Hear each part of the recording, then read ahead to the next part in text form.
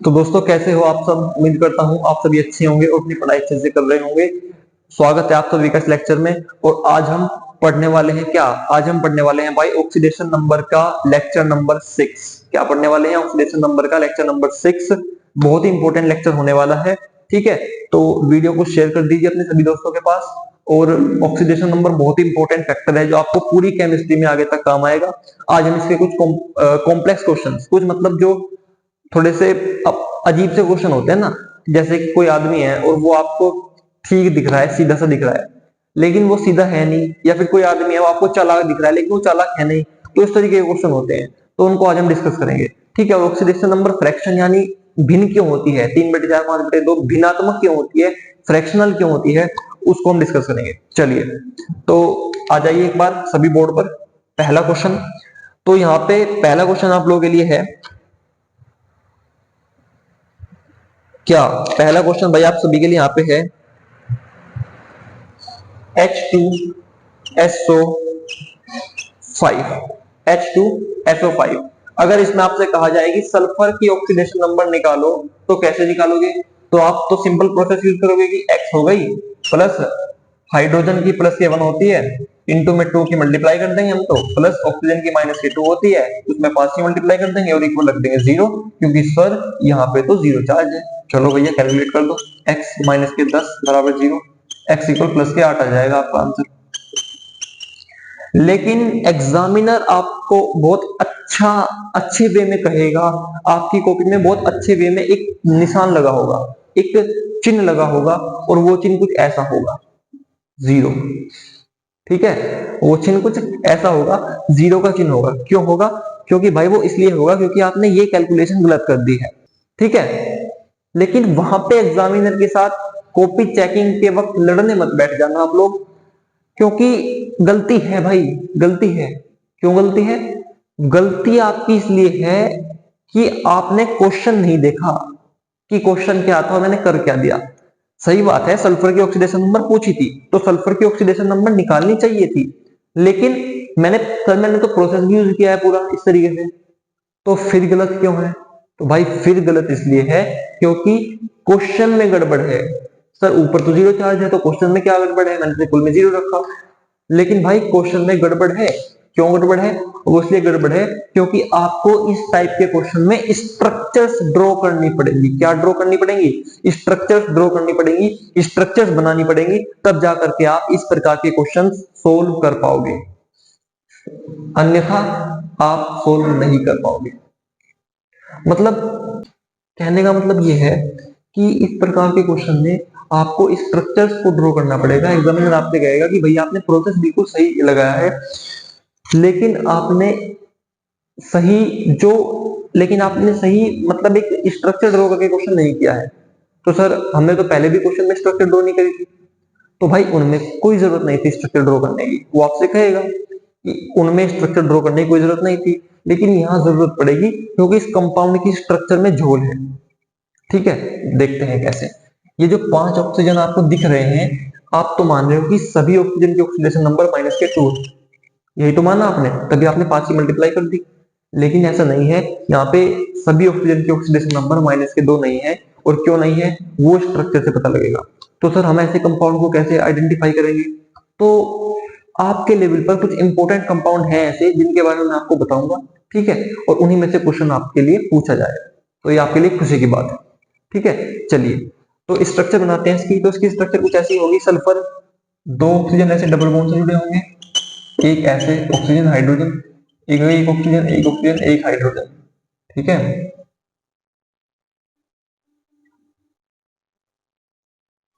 Hydrogen. तो इसकी structure कुछ ऐसी होगी। अब देखो यहाँ पे ना ये चीज दिख रही होगी आपको, इसकी -2 है बिल्कुल सही सर, इसकी -2 है बिल्कुल सही भाई, इसकी -2 है बिल्कुल सही। लेकिन ये जो दिख रहा है ना, ये इसको क्या बोलते हैं? इसको बोलते हैं भाई प्रोक्साइड, प्रोक्साइड बॉन्ड। इसको प्रोक्साइड बंद बोलते हैं, प्रोक्साइड बॉन्ड बोलते हैं। इंग्लिश वाले बॉन्ड, जो लोग भी इंग्लिश चाहते हैं, लिख दिया मैंने उनके लिए बॉन्ड। ठीक है, अब वो स्टडी कर सकते हैं। चलो भाई, तो यहाँ पे प्रोक्साइड बॉन्ड है। जहां भी ये 2 जीरो सी आपको दिख जाए ना, बेसिकली जीरो नहीं है, ऑक्सीजन है, तो ऑक्सीजन सिंगल बॉन्ड ऑक्सीजन, फिर इधर भी सिंगल बॉन्ड इधर भी सिंगल बॉन्ड, मतलब अगर आपको कहीं पे ये स्ट्रक्चर ऑक्सीजन की दिख जाए तो इसको बोलते हैं भाई पेरोक्साइड बॉन्ड।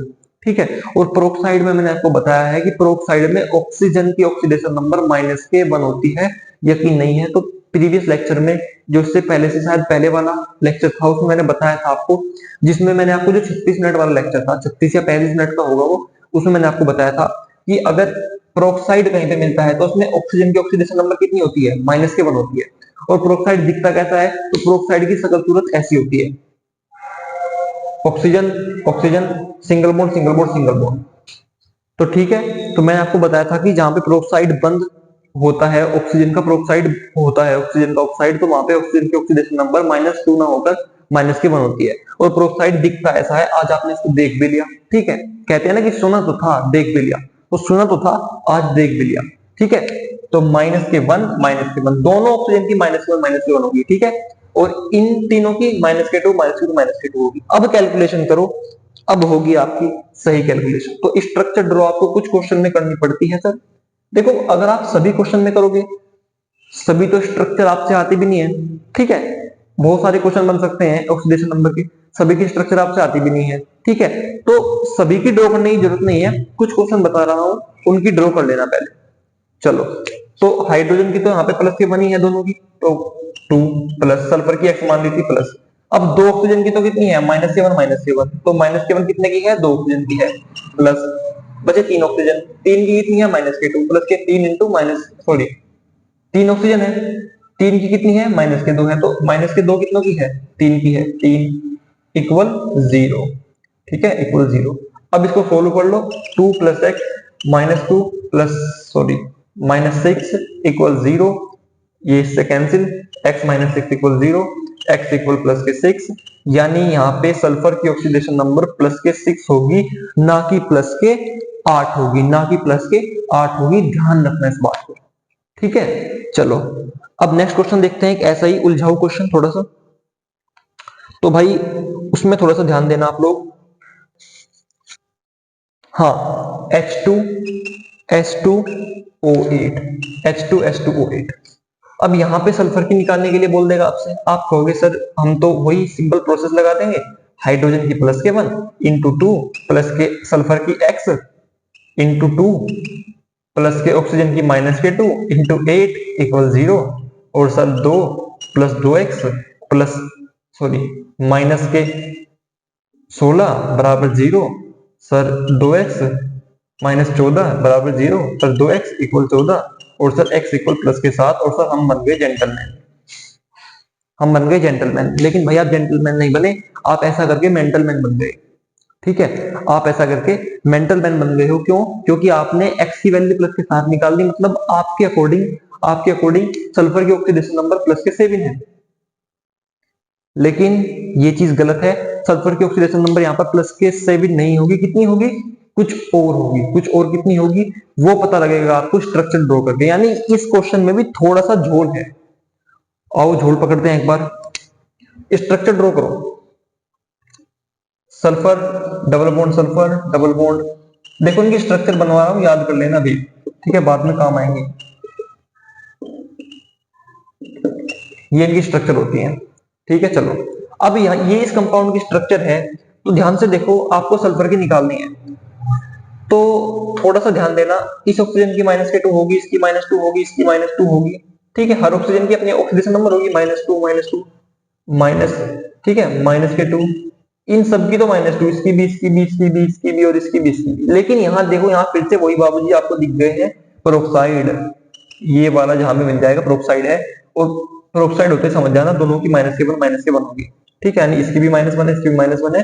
अब सोल्व करो, अब तक आप जितने भी ऑक्सीजन थे सबकी -K2 मान रहे थे, एक की -2 आपने मान ली थी, और फिर उसमें 8 से मल्टीप्लाई कर दी थी, कि मतलब सबकी -2 है, आपने ऐसा माना था। लेकिन भाई ऐसा नहीं है, सबकी -2 नहीं है, 6 की तो -2 है, लेकिन 2 की -1 और -1 है। चलो, अब इस कैलकुलेशन को अगर आप सोल्व करोगे तो आपका क्वेश्चन 100% सही हो जाएगा। स्क्रीनशॉट ले लेना, स्क्रीनशॉट ले लेना, नोट कर लेना, जो भी मर्जी है। तो हाइड्रोजन की कितनी है, +K1 इंटू 2 प्लस सल्फर की x मान लो इंटू 2, 2 है तो 2 से मल्टीप्लाई कर लोगे, +7 हटा दो यहाँ से, प्लस, देखो दो ऑक्सीजन की तो कितनी थी, दो की तो थी -1 प्लस 6 की कितनी थी, 6 की थी -2 इक्वल 0। अब सोल्व करो, 2 + 2x -2 माइनस के 12 बराबर 0, इससे ये cancel, 2x equal 12, x equal plus के 6, यानी सल्फर की ऑक्सीडेशन नंबर यहाँ पर प्लस के 6 है, ना कि प्लस के 7 है। क्या क्या हमारा सॉल्यूशन सही है? तो भाई अकॉर्डिंग टू पेपर बिल्कुल हमारा सॉल्यूशन बिल्कुल सही है सर। ठीक है, ध्यान रखना इन बातों को, बहुत ध्यान से ध्यान रखना इन बातों को। तो ये बात आपको क्लियर हो गई होगी बिल्कुल। अब आइए एक दो ऐसा क्वेश्चन और देख लेते हैं हम लोग। ठीक है, तो भैया हमारा ऐसा एक थर्ड नंबर का क्वेश्चन और होता है जिसको बोलते हैं CrO5। ठीक है, CrO5 होता है। अब यहाँ पे क्रोमियम की पूछेगा तो x मान लो प्लस ऑक्सीजन की -2 इंटू 5 इक्वल 0। ठीक है, x -10 equal 0, x equal plus के 10, सर प्लस के 10 आ गई। और अब हमें दुनिया में कोई गलत नहीं कर सकता, क्यों? क्योंकि हमने बिल्कुल सही कैलकुलेशन की है। लेकिन भाई मैं कहता हूं गलत है, क्यों है? क्योंकि इस क्वेश्चन में भी झोल है, पेरोक्साइड वाला झोल है। ऐसे ज्यादातर क्वेश्चन में पेरोक्साइड वाला झोल आपको मिलता है। तो स्ट्रक्चर ड्रॉ पहले करो। तो क्रोमियम, फिर एक ऑक्सीजन, फिर एक ऑक्सीजन, फिर ऑक्सीजन, फिर ऑक्सीजन, यहां जोड़ दो, यहां जोड़ दो, और एक डबल बॉन्ड यहां जोड़ दो। तो थोड़ी तितली जैसी संरचना कंपाउंड की होती है, तो ये इसकी स्ट्रक्चर है। ठीक है, अब देखो यहाँ पे इसकी तो -2 होगी, लेकिन इसकी कितनी होगी? ध्यान से देखो, इसकी शक्ल बदली हुई है। Oxygen oxygen single bond single bond, oxygen oxygen single bond single bond, यानी -1, ये भी पेरोक्साइड है, -1 ये भी एक पेरोक्साइड है, -1 अब की बारी ऐसे नहीं है, अब की बारी ये थोड़ा सा ऐसे है। ठीक है, लेकिन है वही भाई, है ये वही। ठीक है, अब कैलकुलेट करो इसको। तो अब कैलकुलेट करोगे तो कैसे होगा? क्रोमियम की तो x ही होगी प्लस के, 4 ऑक्सीजन की तो -1 है, 4 की कितनी है? -1 है, प्लस a की कितनी है? -2 है, equal 0, x -4 -2 equal 0, x -6 equal 0, x equal plus के 6। हमारा क्वेश्चन बिल्कुल सही है। क्लियर है? तो इस तरीके से आपने चीजों को सोल्व करना सीख लिया होगा।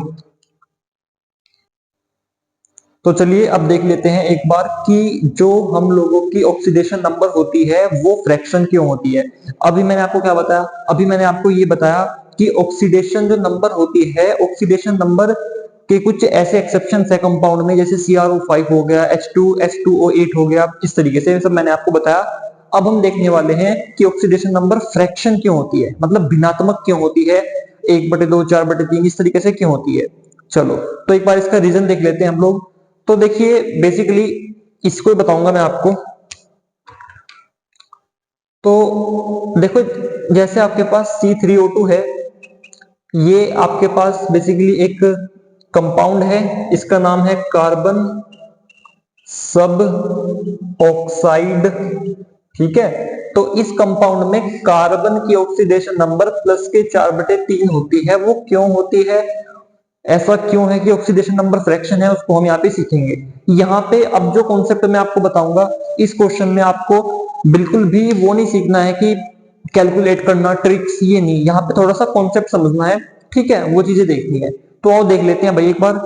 तो यहाँ पे देखो थोड़ा सा, जो C3O2 की स्ट्रक्चर होती है ना, वो कुछ ऐसी होती है, C double bond C double bond C, फिर double bond oxygen double bond oxygen. तो ऐसी आपकी C3O2 की स्ट्रक्चर होती है। ठीक है, तो यहां पे देखना, ये जो कार्बन है, इस कार्बन की यहां पे देखो कार्बन के 3 एटम्स हैं इस तरीके से।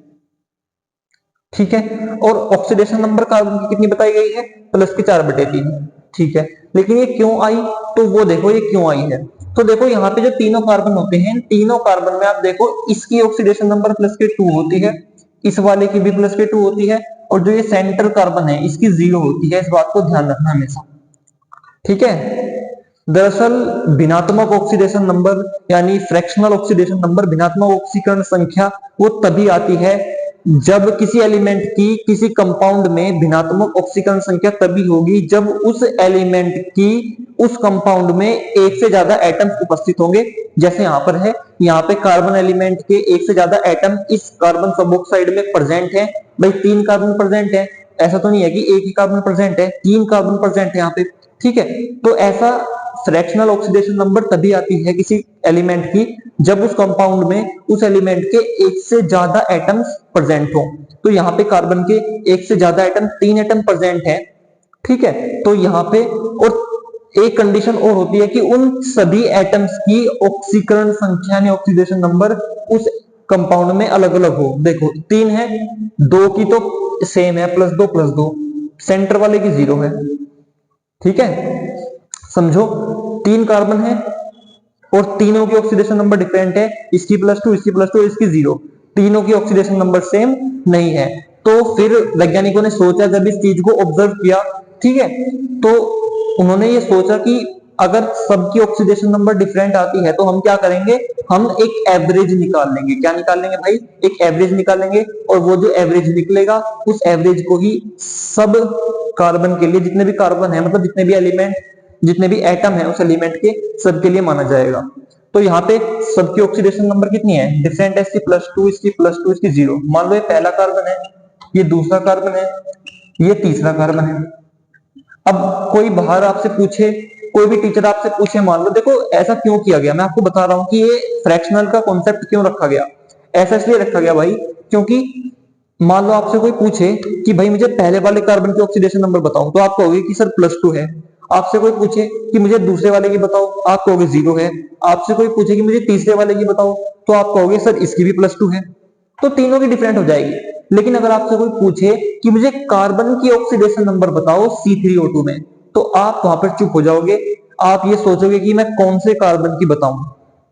तो इस समस्या को, इस प्रॉब्लम को सोल्व करने के लिए वैज्ञानिकों ने, साइंटिस्ट ने कहा कि हम लोग तीनों, जितने जहां भी ऐसी कुछ कंडीशन बनेगी कि एक से ज्यादा एटम है एक ही टाइप के और तीनों की ऑक्सीडेशन नंबर जितने भी हैं सबकी ऑक्सीडेशन नंबर डिफरेंट है, तो हम वहां पे उन तीनों ऑक्सीडेशन नंबर्स का एवरेज निकाल लेंगे, यानी औसत निकाल लेंगे। और औसत कैसे निकलता है, इन तीनों को जोड़ दो, 2 + 0 + 2 अपॉन टोटल नंबर कितने हैं, 3 है। भाई एवरेज निकालने का तरीका यही होता है, तीनों को जोड़ दो और डिवाइड में उस नंबर से डिवाइड कर दो जितने वो हैं। 3 कार्बन है तो 3 से डिवाइड कर दो, 4 होते तो 4 से डिवाइड कर देते, ठीक है। अब आंसर कितना निकलेगा, 4/3, और कितना आएगा, ये प्लस का आएगा। तो प्लस के 4/3 क्या होगी यहाँ पे, ये एक एवरेज ऑक्सीडेशन नंबर है। क्या है, एवरेज ऑक्सीडेशन नंबर है। अब ये प्लस के 4/3 इस वाले के लिए भी वैलिड है, ठीक है, ये इस वाले के लिए भी वैलिड है और ये इस वाले के लिए भी वैलिड है। तीनों के लिए प्लस के 4/3 वैलिड है। तो अब अगर आपसे कोई पूछेगा कि C3O2 में मुझे कार्बन के ऑक्सीडेशन नंबर बताओ, तो आप कहोगे कि सर प्लस के 4/3 है। अब आप इस समस्या से बाहर निकल गए हो, ठीक है भाई। ऐसे ही बहुत सारे कंपाउंड पॉसिबल हो सकते हैं, ठीक है। एक कंपाउंड और है, जैसे Br3O8 है,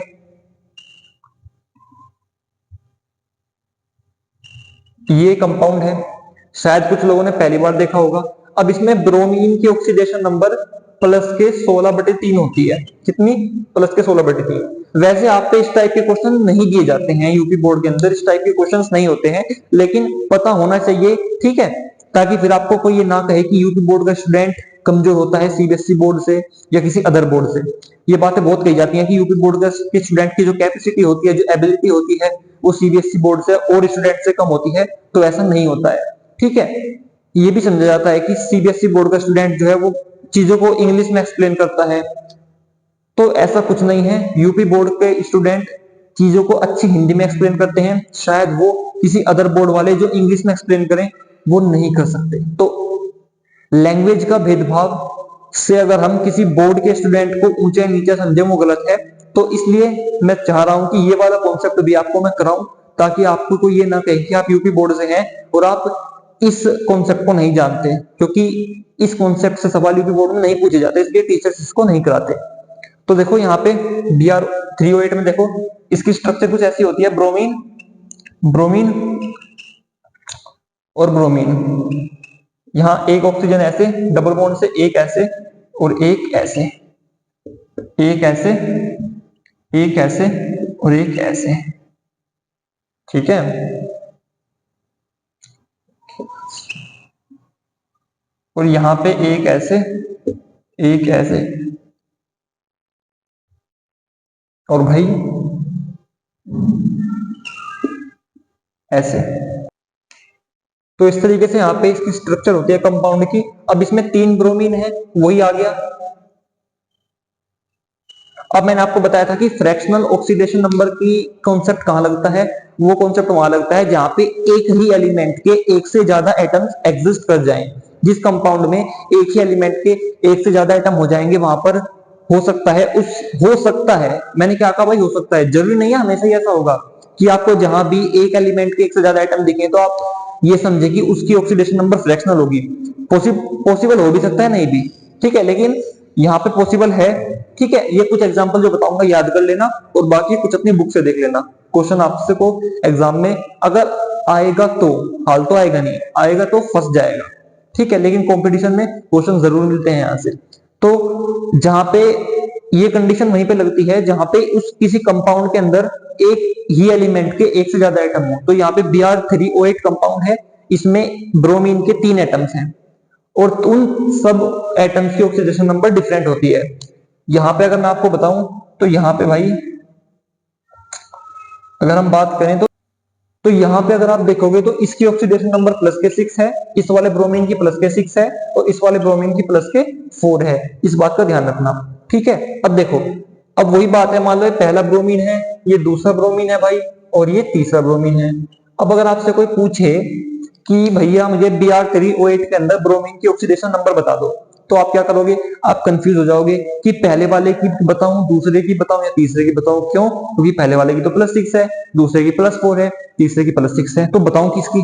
तो ऐसे में कॉन्सेप्ट क्या लगाना है, जितनी भी वो ऑक्सीडेशन नंबर्स हैं उनका एवरेज निकाल दो। एवरेज कैसे निकालोगे, उन सबको जोड़ दो, उन सबको जोड़ दो, ठीक है, और जोड़ के अपोन में डिवाइड कर दो उनके नंबर से। तो 3 है, 1 2 3, तो 3 से डिवाइड कर दो।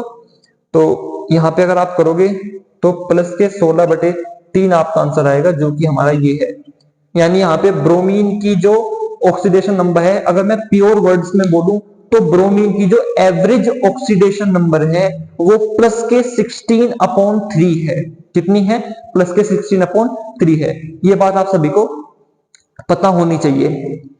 तो ये कंपाउंड आपका क्लियर हो गया। चलो जी, अब अगर इस कंपाउंड का नाम आप जानना चाहते हो तो नाम क्या होता है। देखो भाई, 3 ब्रोमीन है, 8 ऑक्सीजन है, तो ट्राई ब्रोमो ओक्टो ओक्टोसाइड, ये नाम है भाई इस कंपाउंड का, ट्राई ब्रोमो ऑक्टोक्साइड। मैंने यहां ऑक्साइड नहीं लिखा, ऑक्टोक्साइड लिखा है। ऑक्ट मतलब 8, क्योंकि 8 ऑक्सीजन है ना, तो ट्राई ब्रोमो ऑक्टोक्साइड इस कंपाउंड का नाम है। ऐसे बहुत सारे कंपाउंड पॉसिबल हो सकते हैं जिसमें फ्रैक्शनल कॉन्सेप्ट लगे, तो उनको आप अपनी बुक से देखना, ठीक है, मिल जाएंगे आपको। और ये यहाँ पे हमारा ये वाला कॉन्सेप्ट कंप्लीट होता है। अब हम एक नए कॉन्सेप्ट की ओर बढ़ते हैं जिसका नाम है difference between oxidation number and valency. अब हम वैलेंसी में और ऑक्सीडेशन नंबर में डिफरेंस को स्टडी करेंगे। चलिए तो अब हम देखते हैं difference between oxidation number and valency. तो चलिए भाई, यहाँ पे एक लाइन बना लेता हूं, वैलेंसी को यहां डिस्कस करूंगा और ऑक्सीडेशन नंबर को यहां डिस्कस करूंगा। ठीक है, ऑक्सीडेशन नंबर को यहां डिस्कस करूंगा। चलो, तो पहला डिफरेंस क्या है, देखो, जो वैलेंसी है, वैलेंसी को हमेशा एक वैल्यू की फॉर्म में लिखा जाएगा, लेकिन ऑक्सीडेशन नंबर को विद प्लस या माइनस। ठीक है, वैलेंसी को हमेशा एक वैल्यू की फॉर्म में लिखोगे, ठीक है, लेकिन ऑक्सीडेशन नंबर को आप प्लस या माइनस लगा करके लिखोगे। बिना प्लस के, बिना माइनस के ऑक्सीडेशन नंबर को नहीं लिखा जाता। ये केमिस्ट्री का साइन कन्वर्जन सिस्टम बोलता है। वैलेंसी को हमेशा बिना साइन के लिखते हो, ना तो पॉजिटिव लगाते वहां पे, ना निगेटिव लगाते, हमेशा एक वैल्यू के जैसे लिखते हो। मान लो किसी की वैलेंसी 3 है तो खाली 3 लिखोगे वहां पे, प्लस के 3 या माइनस के 3 नहीं लिखोगे। लेकिन ऑक्सीडेशन नंबर को प्लस और माइनस के साथ लिखना आवश्यक है। ठीक है, मान लो किसी की ऑक्सीडेशन नंबर 3 है तो उसको प्लस के साथ लिखोगे, अगर वो माइनस की हुई तो माइनस के साथ, लेकिन अगर माइनस की नहीं भी हुई तो प्लस लगा के लिखोगे, ठीक है। लेकिन वैलेंसी को केवल एक वैल्यू की फॉर्म में लिखते हो, एक केवल मैग्नीट्यूड की फॉर्म में लिखते हो। सेकंड पॉइंट क्या है? सेकंड पॉइंट है कि वैलेंसी जो है भाई हमेशा एक इंटीजर होगी, एक पूर्णांक होगी, लेकिन ऑक्सीडेशन नंबर इंटीजर भी हो सकती है और फ्रैक्शन भी हो सकती है, इंटीजर भी हो सकती है और फ्रैक्शन भी हो सकती है। थर्ड पॉइंट क्या कहता है? तो मेरे भाई थर्ड पॉइंट ये कहता है कि जो वैलेंसी होती है, valency is not equal to zero, valency कभी भी जीरो नहीं हो सकती, लेकिन ऑक्सीडेशन नंबर जीरो हो सकती है, ऑक्सीडेशन नंबर जीरो हो सकती है। क्लियर है? वैलेंसी जो है कभी भी जीरो नहीं होती, लेकिन ऑक्सीडेशन नंबर जीरो हो सकती है। तो ये तीन डिफरेंस वैलेंसी में और ऑक्सीडेशन नंबर में मेरे भाई याद रखना, ठीक है। लेकिन एक बात और ध्यान रखना, वैलेंसी पीरियोडिक टेबल के अंदर एक ग्रुप ऐसा है जिसकी वैलेंसी जीरो हो सकती है, और वो है 18th ग्रुप। कौन सा ग्रुप? 18th ग्रुप, यानी जिसमें आपकी कुछ गैसें आती हैं, हीलियम, नियोन, ठीक है, आर्गन, क्रिप्टन, जीनोन, रेडोन। जो 18 ग्रुप है पीरियोडिक टेबल का सबसे लास्ट ग्रुप है, उसकी वैलेंसी जीरो हो सकती है, ठीक है। बाकी किसी भी ग्रुप की वैलेंसी जीरो नहीं होती। अब लेकिन ऑक्सीडेशन नंबर किसी की भी जीरो हो सकती है, किसी की भी ऑक्सीडेशन नंबर जीरो हो सकती है। तो ये तीन मेन डिफरेंस है, इनको आपको याद रखना है। और एक बात और याद रखनी है भाई, क्या? कि similarity between oxidation number and valency. एक ऐसी सिमिलैरिटी बताओ जो ऑक्सीडेशन नंबर में और वैलेंसी में दोनों में सेम है। तो देखो, इलेक्ट्रॉन से वैलेंसी भी कनेक्टेड है और ऑक्सीडेशन नंबर भी कनेक्टेड है। ध्यान रखना इस पॉइंट को कि इलेक्ट्रॉन से वैलेंसी भी कनेक्टेड है और ऑक्सीडेशन नंबर भी कनेक्टेड है। ये सिमिलैरिटी है। अगर आपसे कोई पूछे कि भाई मुझे जो वैलेंसी है और ऑक्सीडेशन नंबर है दोनों में एक सिमिलैरिटी बताओ, तो आप क्या बताओगे? आप ये बताओगे कि इलेक्ट्रॉन जो है, इलेक्ट्रॉन से वैलेंसी भी कनेक्टेड होती है और ऑक्सीडेशन नंबर भी कनेक्टेड होता है। और एक क्वेश्चन और है, क्या ऑक्सीडेशन नंबर वेरिएबल होती है एक ही एलिमेंट के लिए? क्या किसी एक ही एलिमेंट के लिए ऑक्सीडेशन नंबर वेरिएबल यानी बहुत सारी हो सकती हैं? तो बिल्कुल, किसी एक ही एलिमेंट के लिए ऑक्सीडेशन नंबर बहुत सारी हो सकती हैं। तो अगर आपसे कोई पूछे कि क्या किसी एलिमेंट की वैलेंसी वेरिएबल हो सकती है, तो आप कहना सर बिल्कुल, किसी एलिमेंट की वैलेंसी वेरिएबल हो सकती है। वेरिएबल मींस किसी एलिमेंट की एक से ज्यादा वैलेंसी हो सकती है। तो दो सिमिलैरिटी वैलेंसी में और ऑक्सीडेशन नंबर में, क्या? कि किसी भी एलिमेंट की जो वैलेंसी है वो भी वेरिएबल हो सकती है और किसी एलिमेंट की ऑक्सीडेशन नंबर भी वेरिएबल हो सकती है। दूसरी सिमिलैरिटी क्या है? दूसरी सिमिलैरिटी भाई ये है कि इलेक्ट्रॉन से वैलेंसी भी कनेक्टेड है, इलेक्ट्रॉन जो है इलेक्ट्रॉन से वैलेंसी भी कनेक्टेड है और ऑक्सीडेशन नंबर भी कनेक्टेड है, दोनों संबंधित है, ठीक है। तो ये बात ध्यान रखनी है आपको। डिफरेंस भी हो गए तीन और दो सिमिलैरिटी भी हो गई, तो आप क्वेश्चन नहीं छोड़ेंगे। अब हम लोग बात करते हैं थोड़ा सा कि हम किसी भी एलिमेंट की ऑक्सीडेशन नंबर से कैसे आइडेंटिफाई करेंगे कि उसका रिडक्शन हो रहा है या ऑक्सीडेशन हो रहा है। चलो सर, तो ये अच्छा पॉइंट है, इस पर डिस्कस करते हैं। तो हम लोग देखते हैं ऑक्सीडेशन नंबर से ऑक्सीडेशन और रिडक्शन को कनेक्ट करते हैं। चलो देखो, मान लो आपके पास कोई रिएक्शन है, A प्लस बी मेक्स, चलो छोड़ो, इससे नहीं, दूसरे तरीके से आपको हम समझाएंगे। तो यहां पे थोड़ा सा देखिएगा आप लोग कि मान लो यार, देखो मैंने आपसे कहा कि Na प्लस Cl2, ठीक है, मेक्स 2NaCl। चलो जी, अब ये एक रिएक्शन है। अगर यहां पे आपसे पूछा जाए कि आपको ऑक्सीडेशन नंबर की हेल्प से ये फाइंड करना है कि ऑक्सीडेशन हुआ या रिडक्शन हुआ, आपको ऑक्सीडेशन नंबर की हेल्प से फाइंड करना है कि ऑक्सीडेशन हुआ या रिडक्शन हुआ, तो कैसे फाइंड करोगे? चलो सर देख लेते हैं। देखो सोडियम है, अब सोडियम यहाँ पे फ्री स्टेट में लिखा है, तो ऑक्सीडेशन नंबर कितनी होगी? जीरो होगी। क्लोरीन है, क्लोरीन यहाँ पे होमोएटॉमिक मॉलिक्यूल है। अब होमोएटॉमिक मॉलिक्यूल है मींस मतलब यहाँ पे दोनों एक ही जैसे मॉलिक्यूल है, तो दोनों क्लोरीन जितने भी हैं सबकी ऑक्सीडेशन नंबर जीरो होगी।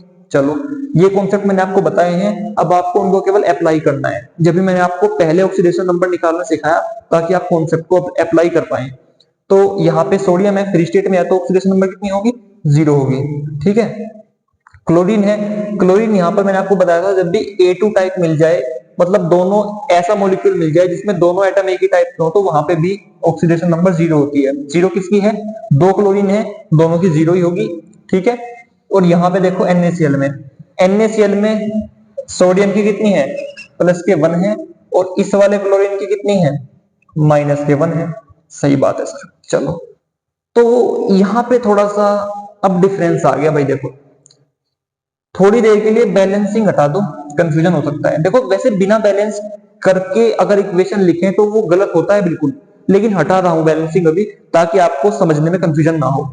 चलो ठीक है, तो सोडियम की 0 थी +1 हो गई, क्लोरीन की 0 थी -1 हो गई। तो देखो सोडियम की 0 से +1 हुई है और क्लोरीन की 0 से -1 हुई है, यानी यहाँ पे 0 से +1 हुई है और यहाँ पे भाई 0 से -1 हुई है। सही सर। तो जब भी ऑक्सीडेशन नंबर ऐसे इंक्रीज होगी, भाई यहाँ पे 0 से +1 हुई है मींस इंक्रीज हुई है, तो क्या हुआ है, ऑक्सीडेशन हो गया है। बढ़िया सर जी। और यहाँ पे क्या हुआ है, यहाँ पे 0 से -1 हुई है, तो -1 तो 0 से छोटा ही होता है, मतलब और डिक्रीज हो गई है, तो यहाँ पे रिडक्शन हो गया है। क्लियर है कॉन्सेप्ट, समझे हो भाई। जब भी ऑक्सीडेशन नंबर इंक्रीज होगी, देखो हमेशा अभिकारक से उत्पाद की ओर चेक करेंगे। ये साइड कौन सी है, ये रिएक्टेंट्स है हमारे, जो हमने मटेरियल लिया है रिएक्टेंट, और ये प्रोडक्ट है जो मिला है, तो हमेशा रिएक्टेंट से प्रोडक्ट की साइड में हमको चेक करना है। तो रिएक्टेंट से प्रोडक्ट की साइड में जब हमने सोडियम को चेक किया तो उसकी ऑक्सीडेशन नंबर 0 से +1 हुई, मतलब इंक्रीजमेंट हुआ है, यानी ऑक्सीडेशन हो गया। किसका, सोडियम का। किसका हुआ, सोडियम का हुआ। और क्लोरीन की ऑक्सीडेशन नंबर 0 से -1 हो गई। मींस, इसका मींस क्या है, इसका मतलब ये है कि ऑक्सीडेशन नंबर रिएक्टेंट से प्रोडक्ट साइड में डिक्रीज हो रही है, मतलब रिडक्शन हो रहा है।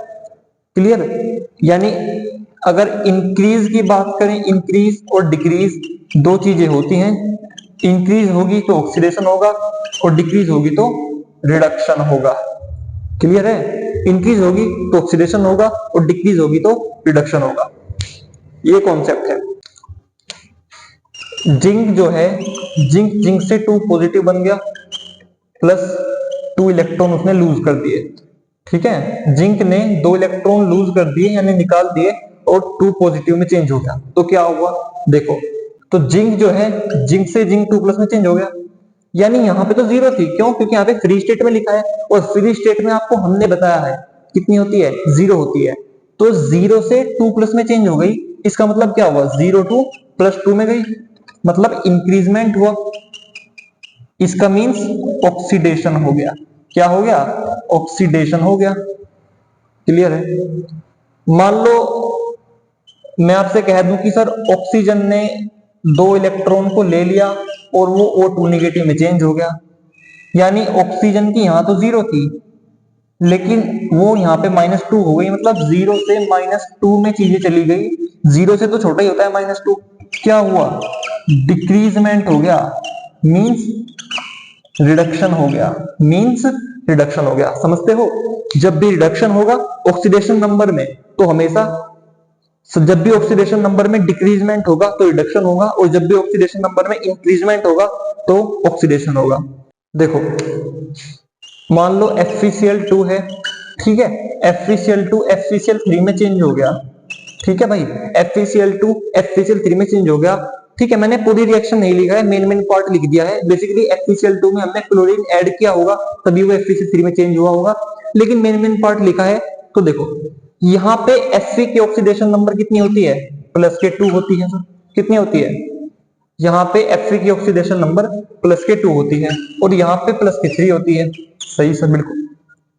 तो +2 से +3 में चेंज हो गया, मींस अगर +2 से +3 ऑक्सीडेशन नंबर हो रही है, इसका मतलब वो बढ़ रही है, मतलब वो इंक्रीज हुई, इंग्लिश में बोले तो इसका मतलब ऑक्सीडेशन हुआ है।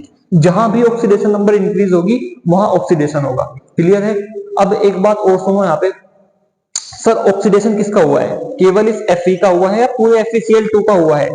तो मेरे भाई पूरे FeCl2 का ऑक्सीडेशन हुआ है, पूरे FeCl2 का ऑक्सीडेशन हुआ है, खाली Fe का मत कह देना, पूरे FeCl2 का। अगर मैं 1% आपको कह दूं कि यार रिएक्शन तो ऐसे हुई है, ठीक है सर, FeCl3 से FeCl2 में चेंज हो गया, अब बताओ, तो कुछ नहीं है, बस यहाँ पे +3 थी +2 है, ऐसे करके ऐसे कर दो, FeCl3 से FeCl2 हो गई, मतलब ऑक्सीडेशन नंबर डिक्रीज हुई। अब रिएक्टेंट ये हो गया, प्रोडक्ट ये हो गया, तो रिएक्टेंट से प्रोडक्ट की डिक्रीज हुई है, मतलब +3 से +2 में वो गई है, इसका मतलब यहाँ पे डिक्रीज हुआ है, और डिक्रीज मतलब यहाँ पे रिडक्शन हुआ है, ठीक है। तो हमेशा रिएक्टेंट से प्रोडक्ट साइड में चीजें आपको चेक करनी है। अगर रिएक्टेंट से प्रोडक्ट साइड में ऑक्सीडेशन नंबर इंक्रीज हो रही है तो ऑक्सीडेशन हो रहा है, और अगर वो डिक्रीज हो रही है तो रिडक्शन हो रहा है, ठीक है। अब रिडक्शन किसका हुआ है, केवल Fe का नहीं, पूरे FeCl3 का रिडक्शन हुआ है। तो ये बातें आपको समझ में आ गई होंगी। तो आज हमने ऑक्सीडेशन नंबर के एक्सेप्शंस को, और ऑक्सीडेशन नंबर में और वैलेंसी में डिफरेंस, और ऑक्सीडेशन नंबर से हम लोग ऑक्सीडेशन रिडक्शन को कैसे आइडेंटिफाई करें उसको चेक कर लिया। अब नेक्स्ट लेक्चर में हम लोग पढ़ेंगे कि जो हमारी रेडॉक्स रिएक्शन होती है उनको हम बैलेंस कैसे करते हैं। ध्यान रखिएगा, रेडॉक्स रिएक्शन क्या होती है आप जानते होंगे, जिस रिएक्शन के अंदर रिडक्शन और ऑक्सीडेशन दोनों होते हैं उसको हम रेडॉक्स रिएक्शन बोलते हैं। ध्यान से सुनिए कि रेडॉक्स रिएक्शन थोड़ा सा देख लीजिए एक बार, रेडॉक्स रिएक्शन क्या होती है। तो देखो भाई, दो वर्ड है, रेड प्लस ऑक्स। रेड से बनता है रिडक्शन और ऑक्स से बनता है ऑक्सीडेशन। क्या बनता है, ऑक्सीडेशन। तो जहां पे रिडक्शन प्लस ऑक्सीजन ऑक्सीडेशन दोनों हो उस रिएक्शन को हम लोग बोलते हैं रेडॉक्स रिएक्शन। क्लियर है। तो ऐसी रिएक्शन अगर आपको कहीं दिखे जिसमें रिडक्शन ऑक्सीडेशन दोनों हो रहे हो तो उसको हम बोलते हैं रेडॉक्स रिएक्शन, ठीक है। और रेडॉक्स रिएक्शन को बैलेंस कैसे करा जाता है और एक दो मेन टाइप की रेडॉक्स रिएक्शन मैं आपको नेक्स्ट लेक्चर में बताऊंगा। तो उम्मीद है नेक्स्ट लेक्चर में हमारा चैप्टर कंप्लीट हो जाएगा, उसके बाद हम नए चैप्टर पर बढ़ेंगे जिसका नाम है थर्मोडायनामिक्स। बहुत ही इंपॉर्टेंट चैप्टर है थर्मोडायनामिक्स, इसका एक लेक्चर और बचा है वो कंप्लीट करेंगे, फिर थर्मोडायनामिक्स की ओर बढ़ेंगे। तो मिलते हैं आपसे नेक्स्ट वीडियो में, धन्यवाद।